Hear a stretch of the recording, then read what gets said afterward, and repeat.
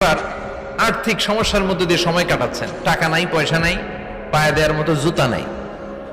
উনি খুব দুঃখ পেলেন, হায় রে, আমি ইরানের এত বড় কবি, আমার পায়ে দেওয়ার মতো জুতা নাই।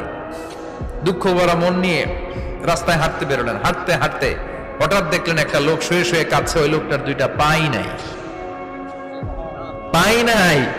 উনি সেজদায় পড়ে গেলেন, আল্লাহর কাছে ক্ষমা চাইলেন, আল্লাহ অনেক দিয়েছো, শুকর আলহামদুলিল্লাহ। এজন্য যেই পরিস্থিতিতেই থাকি না কেন আমরা কি পড়বো? জোরে বলেন, কি পড়বো? এজন্য কানাতু মিনাল ইসলাম, অল্পে তুষ্ট থাকার নাম হলো ইসলাম। সম্পদ লাগবে কিন্তু সম্পদের পাহাড় লাগবে না, ঠিক কি না? অল্প খান, অল্প পড়েন, অল্প জামান, অল্পের ভেতরে বরকত ঢুকায়া দিছে কে? দেখবেন যাদের সম্পদ অল্প তারা সুখী বেশি।